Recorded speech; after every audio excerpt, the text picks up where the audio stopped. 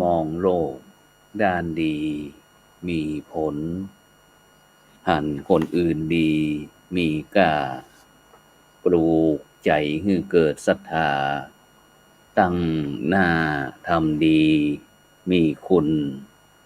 มองโลกด้านร้ายกลายกลับใจหับแต่เรื่องเครื่องคุณ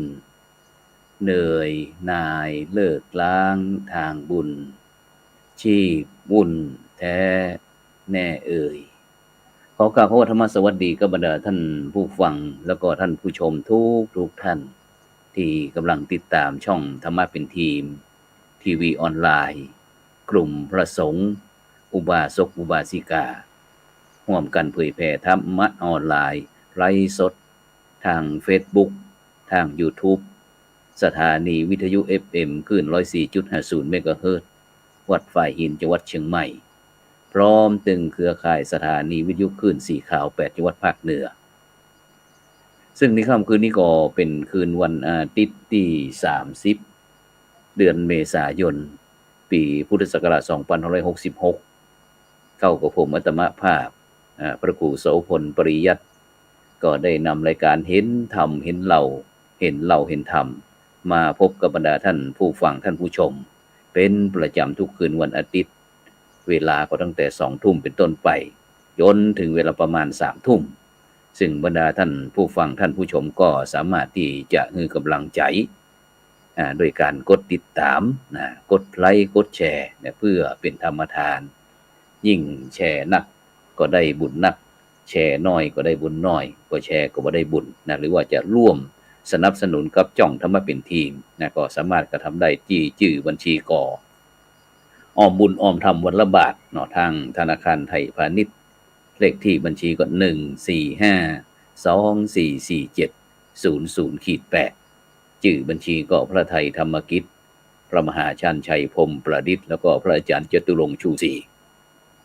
หรือว่าแห่งธนาคารหนึ่งก็เป็นธนาคารกสิกรไทยเลขที่บัญชีก็3762253272-2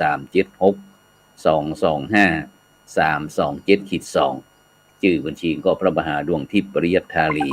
ตามกำลังเจตนาของบรรดาท่านผู้ฟังท่านผู้ชมซึ่งในค่ำคืนวันนี้ก็เช่นเดียวกันบรรดาท่านผู้ฟังทั้งหลายในค่ำคืนนี้ก็เป็นคืนวันอาทิตย์ที่บริเวณตั้งเมืองเชียงใหม่ของเฮาก็รู้สึกว่าตั้งสายใต้ก็รู้สึกว่าฝนฟ้าครึ้มเสียงฟ้าแลบฟ้าร้อง แต่ในเมืองของเฮาก็ยังหายแซบหายซอยฉะนั้นก่อนในค่ำคืนก็ออกอากาศที่อาคารพระธรรมสิทธาจารย์อาคาร5ชั้นวัดประสิงห์วรมหาวิหารจังหวัดเชียงใหม่ซึ่งก็ในค่ำคืนวันนี้ก็เช่นเดียวกันก็ได้รับความเมตตาจากคณะครูบาอาจารย์ของเฮาประสงค์นักพัฒนาได้มาร่วมอูจาปาศัยกันเพื่อที่จะได้เป็นกระบอกหรือว่าเป็นแห่งช่องทางหนึ่งที่จะได้ให้บรรดาท่านผู้ฟังท่านผู้ชมที่ติดตามตั้งช่องธรรมะเป็นทีมทีวีออนไลน์YouTube ตั้ง Facebook แม้กระทั่งสถานีวิทยุ FM คลื่น 104.50 เมกะเฮิรตซ์วัดไฟหินของเฮาอาจจะได้รู้ว่าในปัจจุบันนี้พระสงฆ์องค์เจ้าของเฮานั้นก็ได้มีบทบาทนักยิ่งขึ้นความจริงก็มีบทบาทมาตั้งแต่อดีตกาลละแต่เนื่องจากที่พระสงฆ์องค์เจ้านั้นก็ทำงานแล้วก็บ่ใครได้ประชาสัมพันธ์บ่ได้ประชาสัมพันธ์ใครฮู้ก็ฮู้ไปไผบ่ฮู้ก็บ่ฮู้ไปซึ่งมันก็เป็นตึงต่างบวกแล้วก็ต่างลบต่างบวกก็คือถ้าจะบ่ต้องตกเป็นขี้ปากว่าทำงานแล้วก็เอามาคุยเอามาอวดเปิ้นแต่ถ้าเฮาบ่อู้คณะศรัทธาญาติโยมนั้นก็บ่ฮู้ว่าทำหยังพ้องเพราะว่าหลายท่านหลายคนนั้นก็อยากจะหันพระสงฆ์ที่ทำการทำงานนั้นได้รับการสนับสนุนส่งเสริมคือมีความการกุ้งหุ่งเฮืองในทั้งทางโลกแล้วก็ทางธรรมโดยเฉพาะในการที่บำเพ็ญบุญญาบารมีต่างๆชนิดเป็นต้นเพราะฉะนั้นจ้องธรรมะเป็นทีมของเฮานี่ก็ส่วนมากมันก็จะเป็นพระสงฆ์นักพัฒนาที่มีหลากหลายรูปแบบต่างๆที่อย่างวันเสาร์วันศุกร์ที่ผ่านมานั้นเฮาก็ได้กราบนิมนต์พระสงฆ์นักพัฒนาเกี่ยวกับเรื่องการจัดการศึกษาโรงเรียนรัตนปัญญาวิชาลัยจากวัด หนองหนองกระดูกเนื้อนะตำบลหนองนมวัวนะอำเภอลาดยาวจังหวัดนครสวรรค์นะก็คือพระครูนิติสุตกรนะหรือท่านอาจารย์พระมหาสุภักดิ์สุวิชโชนะซึ่งปีนี้เพิ่นก็ได้รับการแต่งตั้งสมณศักดิ์สัญญบัตรพัดยศนะที่พระครูนิติสุตากรนะที่วัดหนองกระดูกเนื้อซึ่งถือว่าเป็นหมู่บ้านรักษาศีล5ต้นแบบของคณะสงฆ์16จังหวัดภาคเหนือของเฮานะแล้วก็ที่ผ่านตะวานี่ก็ได้คุยถึงเกี่ยวกับเรื่องรายการพระพุทธศาสนา4แผ่นดินนะซึ่งคณาจารย์ของเฮาจากช่องธรรมะเป็นทีมนั้นก็จะมีตึงจีน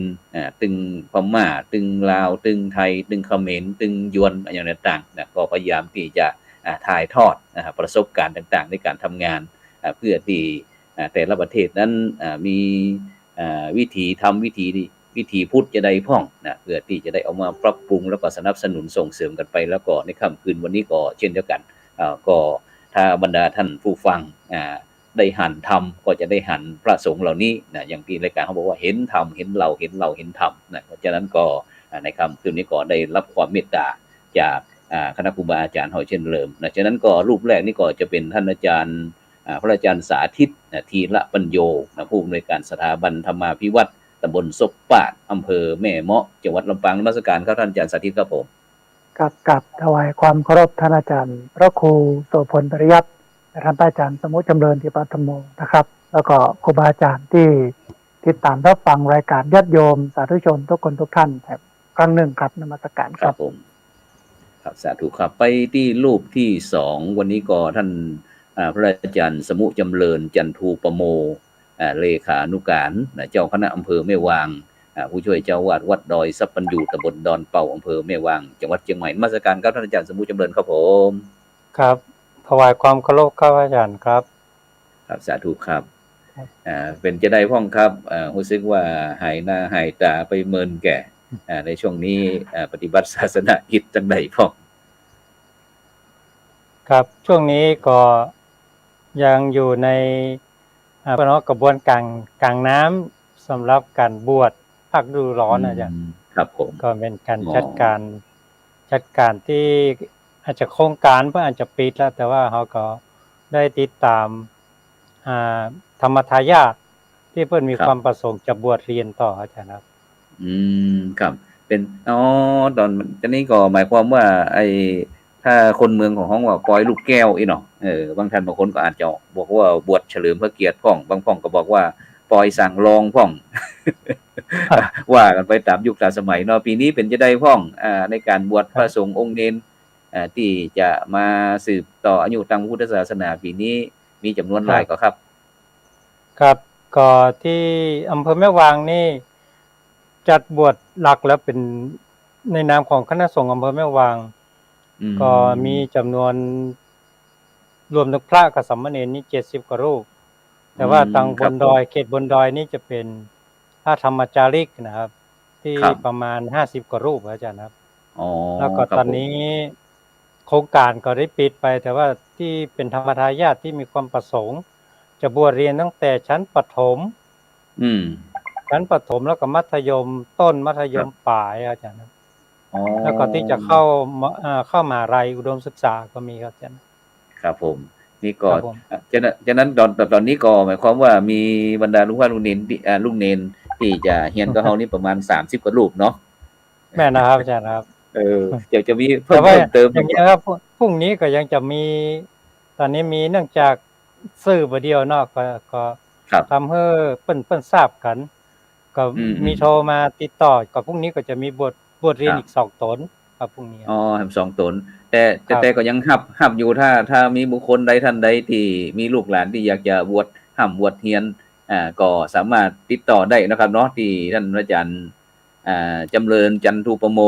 อยากเบอร์โทรศัพท์0814720275วัดดอยสัพพัญญูตำบลดอนเป่าอำเภอแม่วางจังหวัดเชียงใหม่แล้วเวลาบวชเรียนนี่ไปเรียนที่โรงเรียนที่ไหนครับผมที่โรงเรียนก็หลักของเฮานี่เฮาได้ดำเนินการกับชั้นประถมเนาะจ้ะเนาะเป็นการจัดการเรียนสำหรับสามเณรชั้นประถมก็เฮารวมกันทั้งอำเภอหางดง สัปตองแม่วางหลักๆนะค ครั รับ จะไปเรียนกันที่นั่น ครั แล้ บ วก็มีสำหรับมัธยมนี่ก็ตามโรงเรียนปริยัติธรรมแต่ละอำเภออาจารย์ที่อำเภอแม่วางนี่ก็จะเป็นโรงเรียนสัพพยุวิทยา อ๋อโด แล้ว ย ก็มีที่เข้ามาแผนกทำโดยตรงก็มีนะอาจารย์เนาะ ครับ เดี๋ยวนี้เนื่องจากร้อนมันมาจากถ้าเราบอกว่าเนาะเป็นลูกแรงงานข้ามชาติเพิ่นก็ได้บวชเรียนมาพ้องที่ ครับ ต่างเมืองนอกเพิ่นแต่เพิ่นจะได้เรียนทางธรรมมาอาจารย์ครับ ครับ อันนี้ก็จะมุ่งเน้นมาเรื่องของศึกษาทางธรรมเข้าใจนะครับ อ๋อครับผมอ๋อจะนั้นเป็นต้นนะครับ แล้วก็อันอ่าตอนนี้ก็อยู่ที่กับพระอาจารย์นั้นอยู่ที่อันก็อันพระพุทธรูปสีทิศนั่นกะ ครับมันมี เออ ถึงชั้นน้อยสุดนี่ก็เป็นร้อน7 ขวบ 8 ขวบอาจารย์7 ขวบ ครับผม ปีนี้ครับ ซึ่ง อ๋อเจ็ด เป็นลูกแรงงานข้ามชาติเข้า อ๋อ มา 7 ขวบ 8 ขวบก็มาบวชโดยจะบวชเฮียน ครับ เหมือนกัน โอ้ ครับ อ ตะ นุโม กี้ ท ก็ นา เอา สา ทำ ธุ วัด เอาทำวัดเสร็จ แล้วก็มีอีกวัดหนึ่งอาจารย์ครับตอนที่ปีนี้ที่แม่วางเอาไปดูความพร้อมกับวัดที่วัดโสภาราม อ๋อวัดโสภาราม โสภารามนะเป็นวัดในเครือของหลวงปู่ครับ ทอง พระอาจารย์อย่างก็ที่ว่าอันวัดโสภารามพระอาจารย์อย่างก็ พระอาจารย์พระอธิการพุทธาทิตโพธิครับ อ๋อพระอาจารย์ แต่ พุท จริ ธาง ๆแกก็ เนาะ เป็นวิปัสสนาจารย์อาจารย์ครับ ครับ ก็จะมีคนต่างชาติที่เข้ามาตอนนี้มีบวชเป็นคนต่างชาติก็มีนะอาจารย์ โอ้สาธุ บวชเพื่อ สธุ มาศึกษาปฏิบัติธรรม มีชาวรัสเซีย มีชาวอินเดียเนปาลอาจารย์ครับ ครับ ที่เข้ามาบวชเรียนเนี่ยนะครับ ครับผม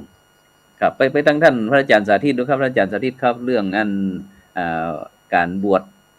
ห่ำบวชเฮียนบวชภาคฤดูร้อนหรือว่ากิจการที่สถาบันธรรมาภิวัตน์นะครับ เกี่ยวกับการบวชการสงฆ์เป็นจะได้พ้องครับปีนี้ครับ ที่สถาบันธรรมาภิวัตน์ไม่ได้จัดเป็นกิจลักษณะครับ แต่ว่าที่นี่นะมีคตินิยมที่เอาลูกเอาหลานไปบวชแล้วก็ส่งมาอยู่ที่พักสงฆ์สถาบันธรรมาภิวัตน์เพื่อมา ครับผม ฝึกตัวเก่าครับ ประมาณสัก15 วันหรือว่า3 เดือน1 เดือน ก็ที่ผ่านมาก็มีหลายรูปครับ ก็ได้ผ่าน ครับ ระบบการฝึกอย่างน้อย15 วัน ผมก็ ครับ ตั้งมาตรฐานการบวชไว้ว่าบวชมาแล้วต้องเฮียนนะก็คือเฮียนโหว่าบวชมาเนี่ยหยังพุทธศาสนาคือไอ้หยังและท้ายที่สุดเนี่ยฝากไว้ว่าศึกไปแล้วจะต้องปฏิบัติตัวอย่างใดในฐานะเป็นทิศซึ่งมาจากคำว่าบัณฑิตนะ ฝึกตนแล้วพัฒนาตนแล้วควรจะเป็นอย่างไรไม่ใช่ว่า เหมือนที่คนทางนอกคนอู้นะใครไปเมาเหล้านอนเฮียอยู่งั้นก็ไอ้นานนั่นนะกะเนี่ยนะ มันใครไปเจ้าชู้ไปลูกเมียเพิ่นก็ไอ้น้อยนั่นนะกะเนี่ยฮะมันก็ทำให้สถาบันพระสงฆ์เขาเสียหาย ผมก็เลยตั้งหลักไว้ว่าถ้ามาบวชที่นี่เนี่ย อย่างน้อยได้เรียนรู้ละว่าพุทธเจ้าเพิ่นสอนอะไรอย่างหลักการพุทธศาสนาเป็นอย่างไรเสร็จแล้วในฐานะที่เป็นคนบวชมาแล้วเป็นทิศเป็นบัณฑิตเป็นนานเป็นน้อยแล้วเนี่ย ควรจะประพฤติปฏิบัติตัวอย่างไรก็มีหลักการนะครับว่า ครับ หลักการในการบวชเนี่ยเคร่งครัดในศีลเชี่ยวชาญในศาสตร์ ฉลาดในธรรมบำเพ็ญประโยชน์โปรดมหาชน อันนี้จะฝากเพิ่นไว้ ก็มีมาอย่างเงี้ยเรื่อยๆครับอาจารย์ครับ แล้วก็ ครับผม ในช่วงเดือนพฤษภาเนี่ยก็จะมีสามเณรซึ่งเรียนหลักสูตรทวิศึกษา คือเรียนชั้นม .4 ม .5 ม .6 ควบคู่กับสายช่าง ซึ่งจบไปแล้ว2 รุ่นแรกเป็นช่างยนต์30 รูป รุ่นที่2เป็นช่างไฟประมาณ10 กว่ารูป แล้วก็เดี๋ยวจะมีอีกชุดหนึ่งที่จะมาเรียนเนี่ยครับอาจารย์ครับ ครับผม แล้วอันเรื่องอู้ถึงเรื่องการสหะที่ลูกพระลูกนินไปเฮียนนี่หมายความว่าเฮียนจะได้ครับมีห้องเฮียนกันครับ หรือว่าเฮาจัดการศึกษาเองที่สถาบันธรรมาภิวัตน์ครับผม สถาบันธรรมาภิวัตน์เป็นเพียงที่พักของเขาครับ ส่วนใหญ่เป็นนักเรียนจากโรงเรียนบาลีสาธิตศึกษามหาวิทยาลัยมหาจุฬาลงกรณราชวิทยาลัยวิเศษเชียงใหม่ มาเรียนทีหนึ่งเนี่ย15 วันอาจารย์เมื่อเช้าเนี่ย7 โมงเมื่อเช้าเนี่ยรถจากวิทยาลัยเทคนิคการไฟฟ้าจะมารับเอาสามเณรมาให้ไปที่วิทยาลัยการไฟฟ้าไปเรียนที่หั่นแล้วก็แม่แรง4 โมงเลิกเรียนแล้วก็เอามาส่งที่วัดเป็นอย่างนี้อยู่ประมาณ15 วันอาจารย์ครับอ๋อครับหมายความว่าอันเ เรียนที่ตึงบาลีสาธิตตัวแล้วก็ไปเรียนครับ เป็นวิชาชีพที่ตัวที่บรรจัดเป็นลักษณะพิเศษให้นะครับเนาะอืมใช่ครับจแล้วบมาเนี่ยได้วุฒิ2 ใบพระอาจารย์ได้วุฒิ2 ใบม.6 ตัวแล้วก็ได้วุฒิปวชตัวพระอาจารย์ครับปวชตัวอ๋อครับหมายครับความว่าตึงได้ตึงตังโลกตึงทำหมายความว่าได้สิทธิพิเศษได้ใบประกาศนียบัตรถึง2ใบนะครับเนาะครับแล้วเป็นจะได้พ้องครับอันตอนนี้เฮาจัดระบบการเรียนทวีแบบนี้นะฮะแบบนี้ได้กี่รุ่นแล้วครับผมตอนนี้ได้2 รุ่นแล้วครับพระอาจารย์ครับ2รุ่นมี2 รุ่นครับแล้วก็จะมีรุ่นที่3กำลังอู้กันอยู่ว่าจะเริ่มวันไหนอย่างใดพระอาจารย์ครับครับอ่าครับแล้วอันเป็นจะได้พ้องครับถ้าเฮาประเมินด้วยความรู้สึกหรือว่าสายตาของเฮาเนี่ยเฮาประเมินว่าถ้าลูกพระโรงเรียนนอกจากที่จะได้เรียนเหมือนกับโรงเรียนพระปริยัติธรรมทั่วไปก็คือเรียนตึงนักธรรมตึงบาลีแล้วก็เรียนตั้งโลกแต่ทีนี้เฮาได้จัดโรงเรียนสหะแบบว่าทวิแบบเนี้ยครับ2อย่างนี้มันมีความแตกต่างกันจะได้พ้องครับลูกพระโรงเรียนเฮาอ่าเขาต้องยอมรับว่าในวัดต่างๆเนี่ยมันจะต้องมีเรื่องหมู่นี้เรื่องไฟฟ้าเรื่องเครื่องยนต์ก็จะมีเครื่องยนต์เล็กมีรถยนต์รถมอเตอร์ไซค์เครื่องปั่นไฟเครื่องปั๊มน้ำอยู่แล้วแต่ปกติเวลาเครื่องเหล่านี้ลุเสียเนี่ยเขาก็จะใช้ช่างทางนอกเอาไปร้านทางนอกทั้งหมดเลยแต่พอเขามีพระเนรที่เปิ้นจ้างการซ่อมของหมู่นี้เนี่ยนะฮะเขาก็ให้สามเณรหรือพระที่เรียนจบมาที่ซ่อมเลย มันจะประหยัดค่าใช้จ่ายนักขึ้น แล้วอันหนึ่งก็คือมองว่าพระเนรณวันนี้เนี่ยเปิ้นบ่ได้บวชยาวบ่ได้บวชอยู่เพื่อที่จะเปิ้นเฮาว่ามีความเจริญทางด้านสมณศักดิ์หรือความเป็นนักบวชทางหน้า อาจจะเป็นช่องทางหนึ่งในการเข้ามาบวชคือบวชเรียนหนังสือ แต่อย่างน้อยเนี่ยเปิ้นมีวิชาชีพติดตัวเก่าจบไปแล้ว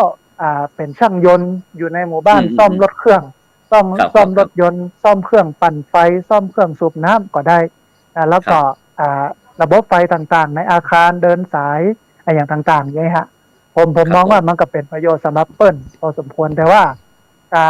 โรงเรียนบริษัทที่เปิ้ลก็พึงพอใจแล้วก็จุดเนี้ยเป็นจุดหนึ่งที่ดึงนักเรียนเข้ามาบวชเข้ามาเรียนได้นักขึ้นอาจารย์ครับผมสาธุเลยครับครับนี่ก็คือเป็นวิธีคิดของพระสงฆ์นักพัฒนารุ่นใหม่นะครับที่มองหันความสำคัญเกี่ยวกับเรื่องอนาคตของศาสนทายาทนะครับโดยเฉพาะแม้แต่จะอยู่ในพระพุทธศาสนานี่ก็สามารถที่จะบำเพ็ญบุญบำเพ็ญกุศลได้โดยเพราะว่าท่านพระอาจารย์สาธิตยังได้เคยสนทนากันบอกว่าในการที่ระบบระเบียบ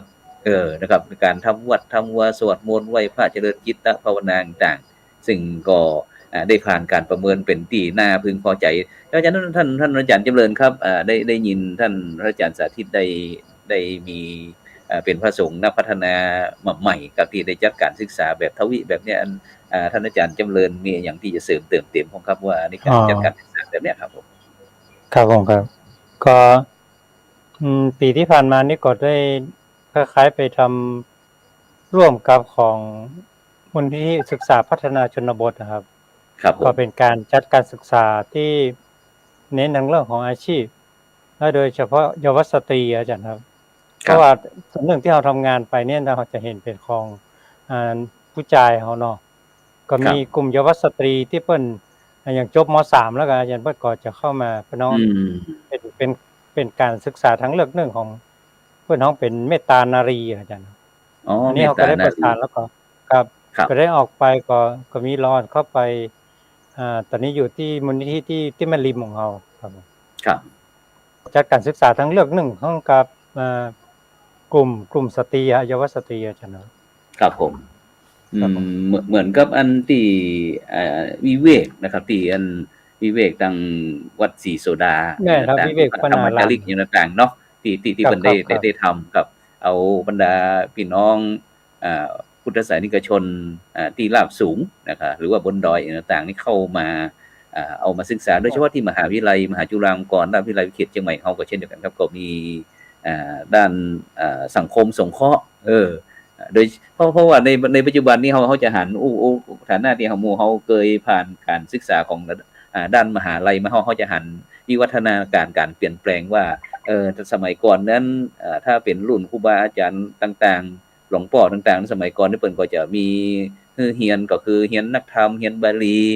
2อย่างเนาะแต่ในปัจจุบันนี้เขาจะหันความหลากหลายนะครับฉะนั้นสิ่งเหล่านี้ที่เป็นการที่จะเตรียมความพร้อมนะครับคือกับพุทธบริษัทของเราหรือว่าพี่น้องชาวพุทธของเรานั้นได้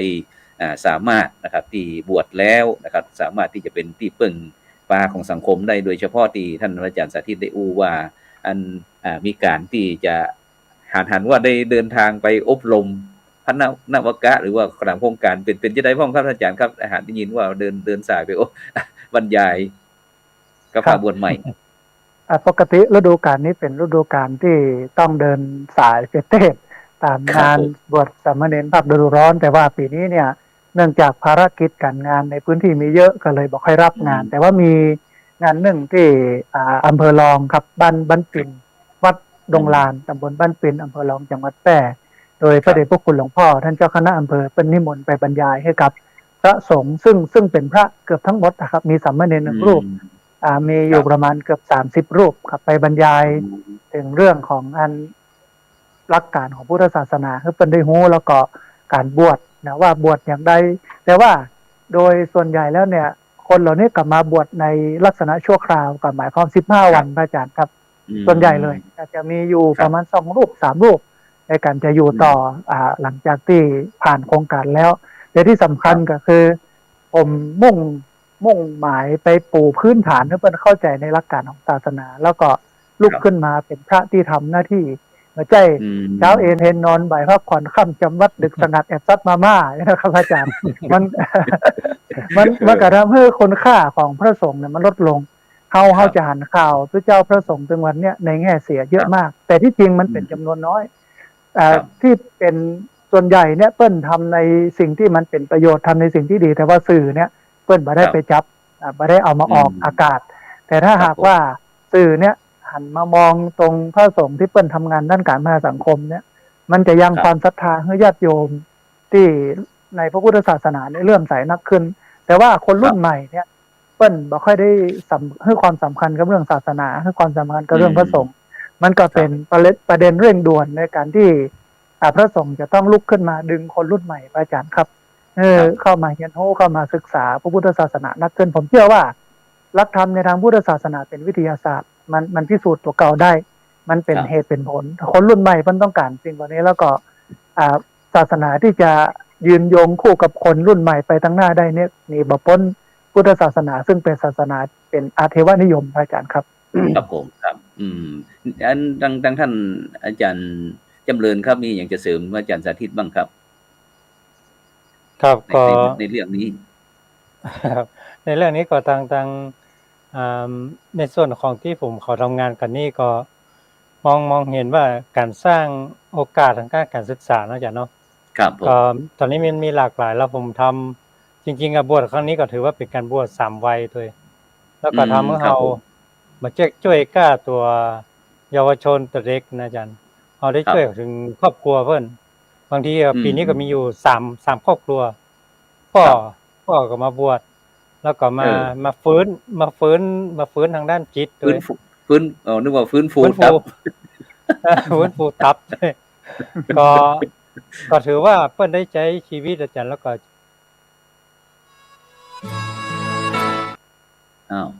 ครับผมครับนิมนต์ครับก็ผมเขาได้ว่าจะเนี่ยได้ให้มันเป็นการสร้างโอกาสเนาะอาจารย์เนาะสร้างโอกาสให้เพิ่นนอกจากว่ามาเห็นในผ้าเหลืองแล้วน่ะมันยกจิตใจเพิ่นขึ้นมาได้อันนี้เราจะเห็นว่าเป็นครอบครัวคือคนสู่สังคมที่ดีได้อาจารย์ครับผมอันนี้เขาอยากจะส่งเสริมอยู่ครับซึ่งเขาอู้ถึงเรื่องการฟื้นฟูตับเนี่ยย่าคือผมนึกถึงท่านอาจารย์ตุลุงแดงของเฮาพระครูวิวิตประชานุกูลนะครับอาจารย์พระครูวิวิตประชานุกูลที่เปิ้นนั้นได้เอานักฟื้นฟูตับต่างๆนี่เอามาบวชนะครับเสร็จแล้วก็เอามาผลสุดท้ายเปิ้นก็ผลิตเจ้าอาวาสรุ่นใหม่ไปหลายปีกันครับก็หลายองค์ก็ได้ไปเป็นเจ้าวาดแล้วนะอาจารย์เนาะแม่นครับในพื้นที่กันดารพื้นที่สูงครับครับเขาก็ได้ถือว่าเป็นการเผยแพร่ทางนึงอาจารย์ครับ ครับผมครับซึ่งบรรดาท่านผู้ฟังท่านผู้ชมเนี่ยจะได้ยินคณะครูบาอาจารย์บอกว่าจะเป็นพระอาจารย์สาธิตท่านอาจารย์สมุจำเริญได้ฟังเกี่ยวกับเรื่องการทำงานของเพิ่นซึ่งโดยเฉพาะบทบาทหน้าที่ของพระสงฆ์ของเฮา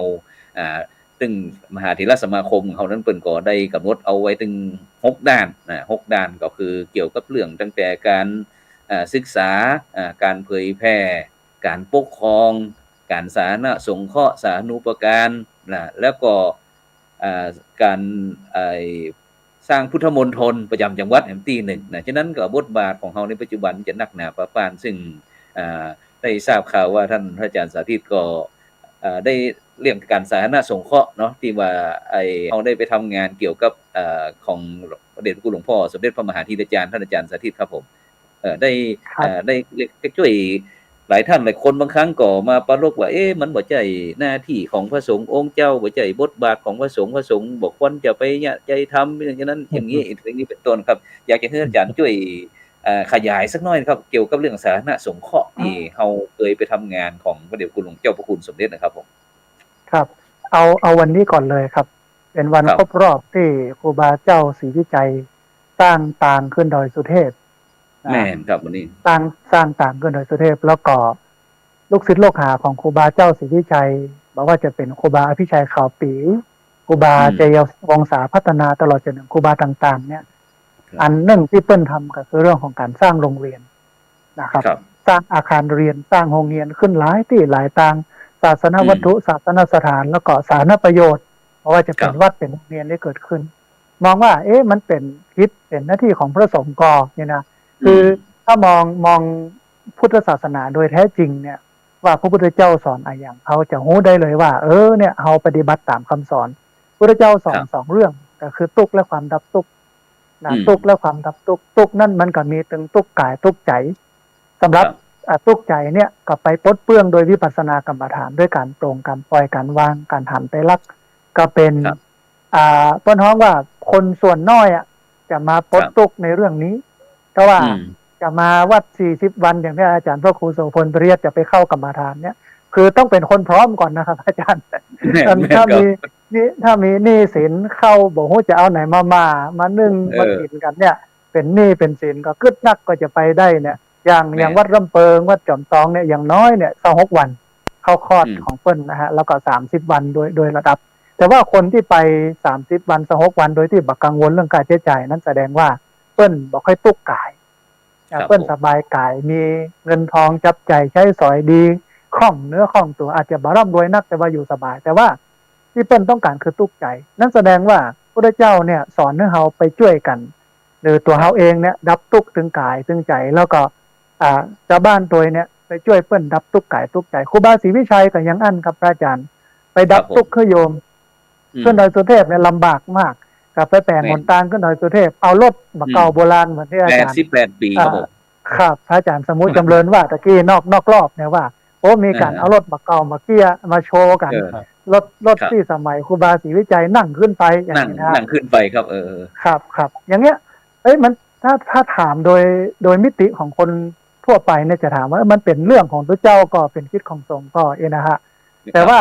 โดยหลักการแล้วก็คือการปลดทุกข์กายเมื่อโยมพระเจ้าอโศกทำเป็นตัวอย่างครับพระอาจารย์หลังจากที่เปิ้ลนับถือพุทธศาสนาแล้วเนี่ยเปิ้ลก็สร้างสาธารณูปโภคสาธารณูปการไฟฟ้าสมัยนั้นมันมีไฟฟ้ามีน้ำประปามีถนนหนทางให้คนได้ใช้สัญจรให้คนได้ใช้การเกษตรให้ใช้กินใช้อาบเรียบร้อยแล้วเปิ้ลก็มีปณิธานว่าเมื่อคนพร้อมในเรื่องทุกข์กายแล้วเปิ้ลบรรทุกกายแล้วเนี่ยเปิ้ลจะมาแสวงหาความดับทุกข์ทางใจนะเหมือนกันครับวันเนี้ยเราจำเป็นจะต้องไปช่วยให้พี่น้องชาวบ้านเนี่ยดับทุกข์ในเรื่องของกายในเรื่องของใจเนี่ยเป็นเรื่องวิปัสสนาถ้าคนพร้อมเดี๋ยวเปิ้ลจะไปคนเดียวแต่ว่าโดยสังคมไทยส่วนใหญ่เนี่ยมันก็เหมือนกับพีระมิดคนทุกข์คนยากเนี่ยมันเป็นฐานล่างฐานรากที่มันใหญ่มันกว้างกว่าคนที่มันเป็นจิกๆจ๊อกบล็อกทั้งบนทั้งปลายเพราะฉะนั้นวันนี้พระสงฆ์เองก็ลุกขึ้นมาช่วยกันดับทุกข์ผมเองเนี่ยวันก่อนไปที่อำเภอดอยเต่าจังหวัดเชียงใหม่พี่น้องในพื้นที่ครับผมครับพี่น้องที่บ้านแม่บวนตำบลปงทุ่งอำเภอดอยเต่าจังหวัดเชียงใหม่มันจะมีอำเภอดอยเต่าเนี่ยจะมี4 ตำบลนะครับ ครับ แล้วก็คนเนี่ย2-3 พันคนที่ได้รับความเดือดร้อนจากการถ้าสร้างเหมืองแร่แบไรท์ผมขึ้นไปดูที่พร้อมกับคณะกรรมการสิทธิมนุษยชนแห่งชาติไปอู้ไปพอไปกอยเรียบร้อยแล้วปุ๊บจะกลับลงมาเจ้าบ้านครับเจ้าบ้านเข้ามาไหว้มากราบมาอู้มามาจับตีนจับมือบอกว่าขอบอกขอบใจนอนบัลลับมาหลายวันหลายคืนทีนี้สบายใจป้องใจแล้วนะนี่ก็แสดงว่าเขาก็ปลดทุกข์ในเรื่องของใจเปิ้นตัวแล้วก็เรื่องของกายให้เปิ้นตัวพระอาจารย์ครับเพราะนั้นถ้ามองว่ามันเป็นกิจก่อเนี่ย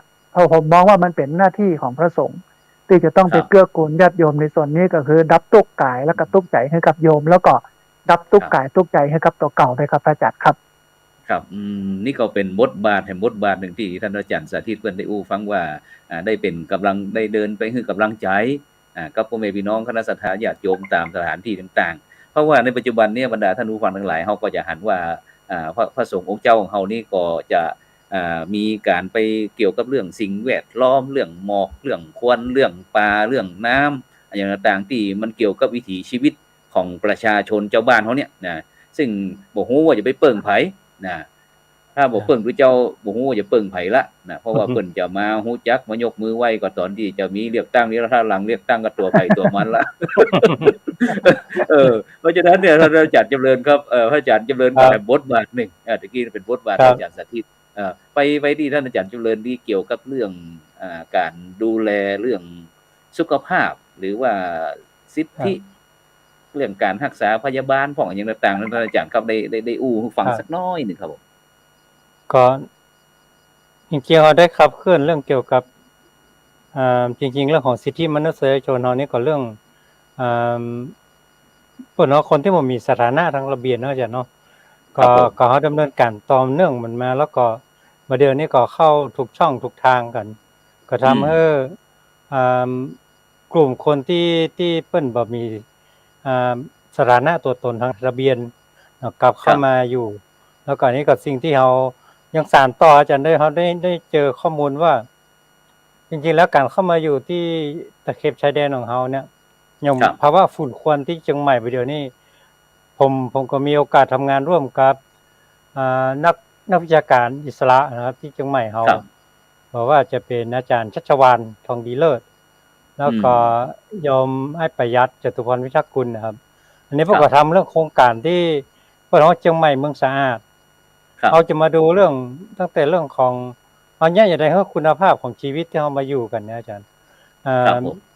จะเห็นว่าเจ้าบ้านของเฮาเดี๋ยวเฮามีปัญหาเรื่องฝุ่นควันนักเนาะเชียงใหม่เฮาก็จะมีวนกลับมาอย่างเงี้ยหลายๆอย่างเฮาก็เลยจะอาศัยผู้บริหารระดับประเทศก็คงเป็นไปไม่ได้เลยต้องลุกขึ้นมาทำกันลุกขึ้นมาทำกันด้วยตัวเฮาเองนะครับก็เรื่องโครงการต่างๆนี้เข้ามาบูรณาการร่วมโครงการหมู่บ้านรักษาศีล5ผ่านในที่จะกระตุ้นในผ่านหน่วยงานของปตนะอาจารย์นะหน่วยอบรมภาคประชาชนประจำตำบลโดยคณะสงฆ์เอาเนี่ยเป็นแกนหลักแล้วก็เป็นบางที่ก็เป็นที่ปรึกษาเพื่อจะขับเคลื่อนนะอาจารย์ครับเป็นขับเคลื่อนบวรของเราเข้าไปให้ได้ส่วนในเรื่องของการดำเนินการตัวนี้มันน่าจะอยู่ในกระบวนการขั้นบูรณาการแล้วอาจารย์ครับเห็นล่าสุดที่เรามีประชุมร่วมกับมหาดไทยเนาะอาจารย์เนาะครับผมปลัดมหาดไทยที่กำลังเอาบอกว่าจะให้ทำงานโดยวันนั้นท่านปลัดมหาดไทยก็อู้ถึงแล้วก็มีของคณะตัวแทนของคณะสงฆ์เราได้ให้แนวความคิดว่าสิ่งที่เราดำเนินการกันไปเนี่ยจริงๆแล้วมันสามารถปรับจูนเข้าไปหากันได้เลยนะการทำงานอย่างไอ้ตัวโมเดลต่างๆที่ทำกันนะเป็นสิ่งที่คณะสงฆ์เรานั่นเป็นต้นบุญต้นแบบเขาอยู่แล้วนะอาจารย์ที่เชียงใหม่ผมเลยว่าจะขับเคลื่อนไปนี่ก็ต้องอาศัยที่ในพื้นที่โดยเฉพาะอย่างพิธีกรนี่แหละท่านพระครูโสพลนั่นแหละที่จะต้องยึดเป็นหลักเนาะในการประสานต่อไปเพราะว่าการขับเคลื่อนอบต.อาจารย์เนาะครับผมฝากไว้ครับแล้วก็อันเกี่ยวกับบัตรคณะอาจารย์ครับบัตรที่อัน13หลักของอันของลูกพระลูกเนรของเฮาครับท่านอาจารย์ครับหลายท่านหลายคนก็อย่างคณะครูบาอาจารย์หลวงพ่อเจ้าอาวาสต่างๆก็น่าอกนักใจว่าเวลาลูกพระลูกเนรตามอันตะขอบจะเข็บชายแดนเนี่ยต่างมาบวชแล้วก็ทีนี้ก็เกี่ยวกับเรื่อง สิทธิการรักษาพยาบาลอย่างต่างๆเหล่าเนี้ยครับแล้วก็ทีนี้เฮาคณะทำงานเฮาก็มีการที่จะเกี่ยวกับเรื่องการออกบัตรนะครับเนาะครับผมมูลที่มูลนิธิต่างๆเนี่ยหลายท่านหลายคนก็เอ๊ะเปิ้นบ่ได้เป็นคนไทยนะแต่อยากจะให้อาครับจารย์อันได้อธิบายเกี่ยวกับเรื่องบัตรนี้สักหน่อยว่าถ้าเฮาเป็นคนไทยเนี่ยเป็นบัตรแบบนี้แต่ถ้าเป็นหรือเด็กอ่อนนั่นก็คือบัตรที่เพื่อที่จะควบคุมดูแลความมั่นคงเนี่ยอย่างนี้เป็นต้นครัครับเป็นบัตรสีขาวอย่างวันนั้นนะครับที่เฮาว่ากันนั่นนะครับ อาจารย์ช่วยขยายน้อยหนึ่งครับผมครับก็ที่เชียงใหม่เฮานี่ถือว่าเป็นโมเดลนำร่องของประเทศนะอาจารย์เนาะเขาได้ขยับขยายโดยพระสังฆาธิการ แล้วก็พระอาจารย์แถวมจรของเฮานะได้เข้ามาขับเคลื่อนกัน ก็ทำให้เกิดความเข้าใจขึ้นมาในคณะสงฆ์ฝ่ายระดับบริหารเริ่มเข้าใจแล้วว่าไอ้เด็กนะเพิ่นก็มีสิทธิ์ของเพิ่นทางด้านการศึกษาบ่ว่าจะเป็นเด็กเพิ่นว่าแรงงานข้ามชาติเนาะอาจารย์เนาะแรงงานข้ามชาติหรือว่าเด็กที่เพิ่นมามีสถานะตัวตน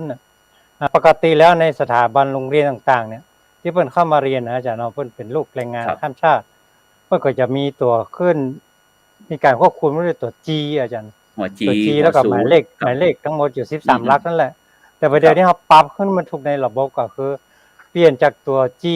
แล้วมาดูสถานะเพิ่นว่ามันไปถูกตามพรบอย่างก่อหาแล้วเพิ่นมีใบเกิดก่อหามีถ้าเกิดเข้ามาก่อนปี3-4ปีอย่างเงี้ยครับเพิ่นอาจจะได้สัญชาติเลยก็ได้ อันนี้เกิดทำให้นะครับเกิดขึ้นความรู้ความเข้าใจและโดยเฉพาะสามเณรจำนวนหลายตนที่เขาขยับขยื่นไปที่โรงเรียนปริยัติธรรมอาจารย์ครับก็ทำให้เพิ่นเขามีสถานะตัวตนที่ชัดเจนขึ้นนะครับส่วนที่ตอนนี้เขาขยับมาเป็นตัว0บางคนก็ได้เป็นสัญชาติกลับมาขึ้นหมายเลข6หมายเลข7เนี่ยอาจารย์แล้วคือ13หมายเลขเหมือนกัน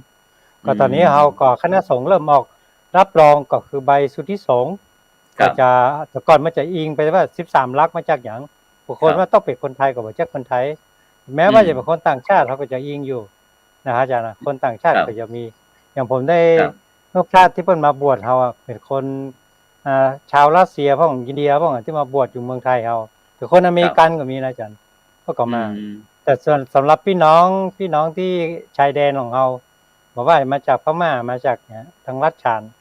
อันนี้เพิ่นเข้ามาแล้วมีหลักฐานอย่างเพิ่นเป็นคนไทยเฮาเพิ่นก็สมควรที่จะได้บัตรนั้นนะบัตรได้รับสัญชาติของเราอันนี้เฮาได้ขยับขับเคลื่อนไปถือว่าเป็นต้นแบบของประเทศเลยนะอาจารย์เนาะครับผมครับตอนนี้เข้าใจว่ามีความชัดเจนยิ่งขึ้นนะอาจารย์ครับผมครับซึ่งก็อยากจะอุ้งบรรดาท่านผู้ฟังท่านผู้ชมว่าที่นี่มีการทำบัตรนี้ขึ้นก็เพื่อที่เป็นสิทธิเรื่องการศึกษาขั้นพื้นฐานนะครับแล้วก็เรื่องการศึกษาพยาบาลอย่างต่างๆนะครับแล้วก็จะมีเงื่อนไขว่าเมื่อออกไปแล้วนะครับก็จะต้องบ่สร้างความเดือดร้อนนะครับให้กับประเทศไทยนะครับแล้วก็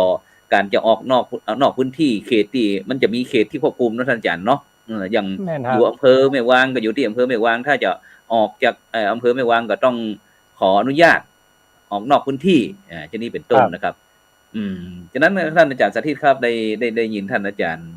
สมุจำเริญครับได้อูแบบนี้แล้วท่านอาจารย์มีความคิดเห็นแต่พ้องครับที่ตั้งหน่วยราชการร่วมกับคณะสงฆ์ของเราได้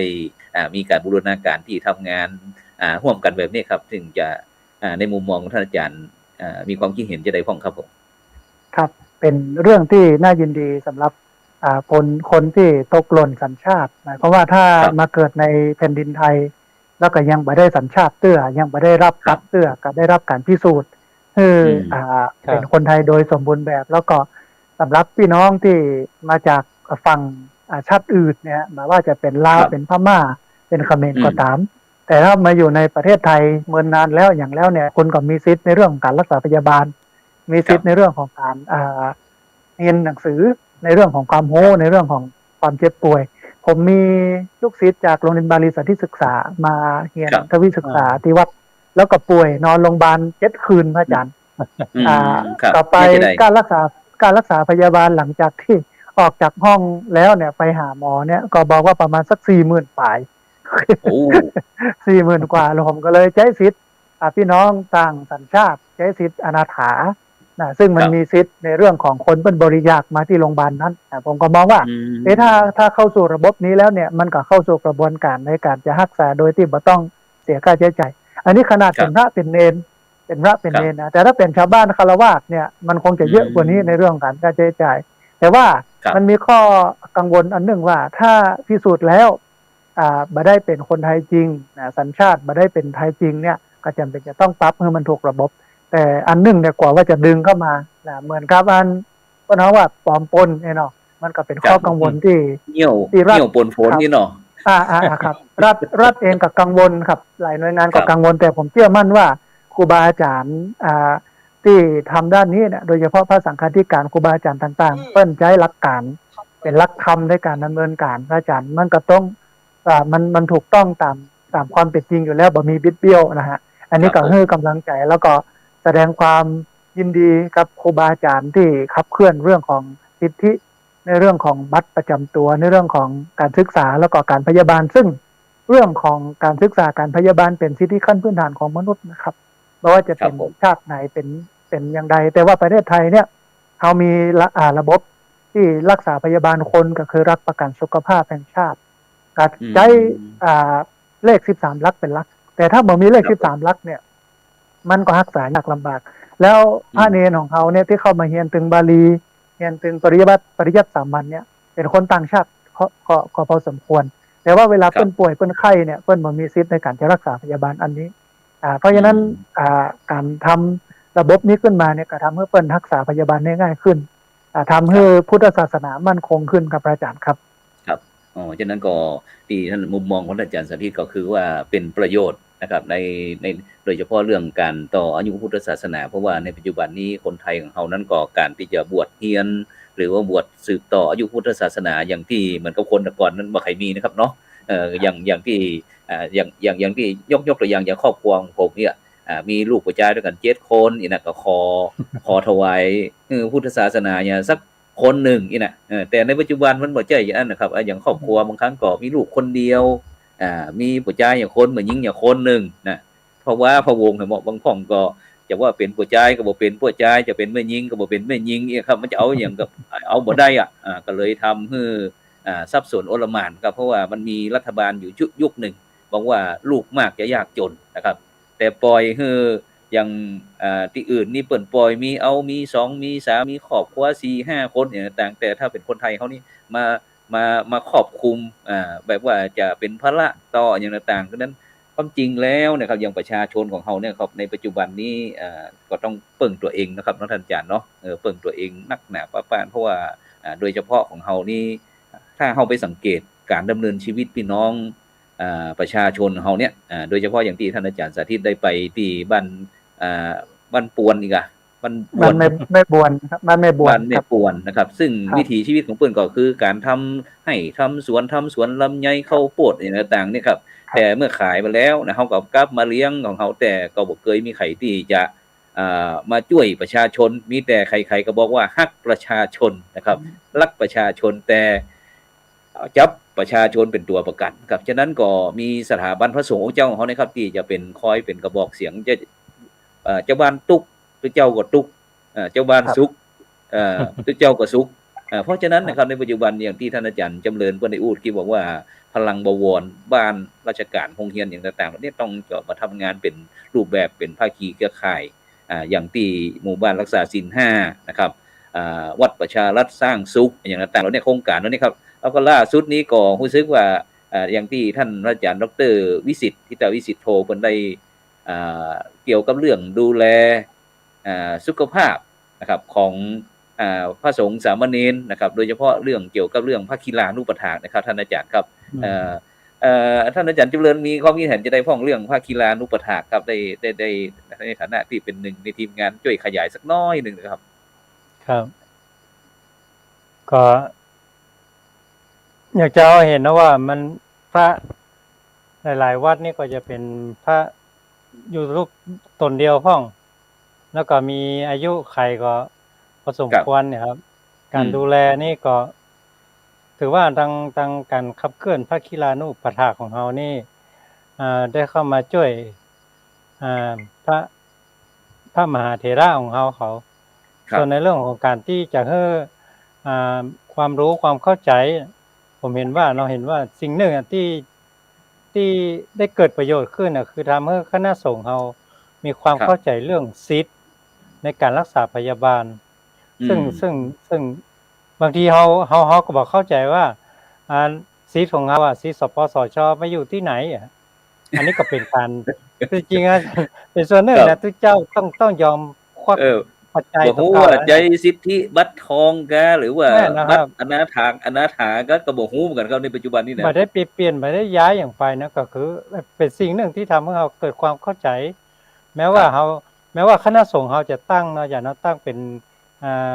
ตึกอย่างกันว่าตึกสงฆ์เนี่ยที่คอยจะช่วยเหลือให้บอกว่าจะตั้งระดมทุนกันจะได้สงฆ์ครับแม้แล้วมูลนิธิสงฆ์เขาแต่ว่าจริงๆแล้วเรื่องของสิทธินี่เป็นเรื่องที่สำคัญนะอาจารย์โอ้ถือว่าถ้าเรามาใช้สิทธิของเราได้ถูกต้องมีความเข้าใจนะแล้วยิ่งสำคัญนะผมว่าประเดี๋ยวนี้เขาขยายเข้าไปเรื่องโดยเฉพาะพระน่าจะเป็นต้นแบบเพื่อกับชาวบ้านได้อาจารย์เรื่องความเป็นอยู่นะอาจารย์เนาะโดยหลักแล้วนะได้หลักธรรมเฮาเนี่ยการพิจารณาในเรื่องอาหารเนี่ยอาจารย์มันเป็นแหล่งของที่มาของโลกของร่างกายเป็นของร่างกายนะอย่างอาจารย์จะชอบฉันพิเศษกับเรื่องพักผลไม้พักอย่างนี้นะอาจารย์ก็จะดูว่ามีปัญหาในเรื่องสุขภาพเกิดขึ้นได้จะใดอันนี้เป็นเรื่องที่ผมว่าน่าจะนำไปเผยแพร่ได้เหมือนกันว่าหลักธรรมคำสอนนะทางพุทธศาสนากับเรื่องการดูแลเรื่องสุขภาพนี่ก็เป็นเรื่องที่สำคัญและทุกเจ้าเขาขอเองนั่นแหละน่าจะเป็นต้นแบบครับในชุมชนนะอาจารย์เนาะได้ละกันบอกว่าจากการปลูกผักปลูกครัวตะกี้ผมแอบส่งงานภาพที่ชาวบ้านอาจารย์ปลูกผักเขาปลูกเองนะอาจารย์ที่ตอนนี้ผมกำลังทำความมั่นคงเรื่องอาหารครับอาหารเป็นหนึ่งในโลกนี่เนาะพระเนรของเราเนี่ยปลูกผักในวัดในวาอาจารย์แล้วก็ประเดี๋ยวนี้ขยายไปก็เจ้าบ้านช่วยก็ปลูกกินกันเองอาจารย์เนาะไอ้ผักประเดี๋ยวมันจะปลอดสารเคมีนะมันก็จะเรื่องที่ผมทำโครงการเนี่ยบางทีก็มันเป็นทุกเจ้าใจเลยกันฮะยังไปทำงานกับเจ้าบ้านแต่เพราะว่าถือว่าเป็นการสร้างเรื่องของสุขภาวะนะอาจารย์เรื่องสุขภาวะที่ดีกันเพราะว่าแหล่งบ่อเกิดของโลกเนี่ยมันก็เกิดจากเรื่องของการกินนะอาจารย์เนาะอันนี้ผมพยายามจะขับเคลื่อนให้กับเจ้าบ้านนะอาจารย์ชาวบ้านนี่ไปคิดถึงเรื่องว่าภัยที่มาจากอาหารนะโดยเฉพาะพืชผักของเราเนี่ยเราปลูกกินกันเองปลูกพืชสวนครัวรั้วกินได้นะปลูกพอกินพอแล้วไม่ต้องเอาไปขายก็ส่งเสริมชาวบ้านอาจารย์ครับตอนนี้ลามไปหาโมเนนเอาก็ดีใจอาจารย์ครับผมที่วัดพระสิงห์แต่ว่านี่ผมก็ปลูกวันเสาร์แต่ว่านี่ซุกเอาเราเสาร์หน่วยนะวิถึงบอกซุกเอาเราเสาร์หน่วยผมก็เลยปลูกวันเสาร์เพราะว่าตัวนี่ปลูกไอ้ถั่วปูที่หมู่บ้านรักษาศีล5ไปฟักใหญ่ๆสีม่วงนั่นนะแล้วก็แตงกล้วยนะปลูกไว้ฮะก็เลยถ้าอู้ถึงเรื่องปลูกพืชสวนครัวนี้ปลอดสารนี่ต้องไปที่ท่านอาจารย์สาธิตครับอาจารย์สาธิตครับปีจะได้บอกกันตอนนี้ได้ลงพักผลไม้พึกพักสวนครัวจะได้ว่องที่สถาบันธรรมาภิวัตรครับก็ต้องรอหน้าฝนมาถึงนะในช่วงของพฤษภาครับเพราะปกติเนี่ยหน้าแล้งเนี่ยน้ำมันเอาไปอยู่พระอาจารย์เพราะว่ามันแล้งเกินนะพฤษภานี่จะลงถั่วลงแตงลงโมเป็นพักคะน้าครับเยอะขึ้นแล้วก็หน้าหนาวก็เป็นพักฤดูหนาวตามฤดูกาลนะครับซึ่งมันก็สามารถเลี้ยงคนได้เยอะทั้งหมู่บ้านนะครับอาจารย์เพราะพื้นที่15 ไร่เนาะใช้ระบบการปลูกอย่างนี้นะฮะผลดีอันหนึ่งก็คือมันเกื้อกูลต่อสุขภาพตัวเก่าของพระสงฆ์เองในหลักการของธรรมนูญสุขภาพพระสงฆ์แห่งชาติซึ่งผมไปทำมติสมัชชาสุขภาพแห่งชาติเมื่อปี55เนี่ยมีหลักการก็คือว่าวัดพระแข็งแรงวัดมั่นคงชุมชนเป็นสุขถ้าพระแข็งแรงแล้ววัดก็จะมั่นคงชุมชนก็จะเป็นสุขแต่ประเดี๋ยวเนี่ยพระมีก้าเบาหวานความดันไขมันเส้นเลือดมันก็ย้อนจากท่านอาจารย์สมุจำเริญบอกว่ามาจากการกินนะฮะมาจากอาหารทั้งนั้นโยมก็ถวายอันอย่างที่มันทำให้เกิดเบาหวานความดันล้ำเนื้อท่านเนื้อเอาติ๊กเนี่ยถ้าเอาไปกันเปิ้นก็พอเขาก็ยังได้กันมาได้แต่ถ้าพระเลือกในการจะปลูกและเลือกในการฉันนะฮะในการจะพัฒนาสุขภาพมันก็จะทำให้สุขภาวะนี้ดีขึ้นแล้วก็ได้อู้ถึงเรื่องของพระคีรานุปถาก ซึ่ง ครับ ผมก็ดีใจที่ขยายมาจากธรรมนูญสุขภาพพระสงฆ์แห่งชาติ มอง ครับ มองว่าพระเฮาสมัยหนุ่มเนี้ยยาการได้ดีมาก แต่พอแก่ตัวลงแล้วบ่มีใครดูแล ก็เลยมีหลักการว่า1พระดูแลตนเอง2พระสงฆ์ดูแลพระสงฆ์ด้วยกัน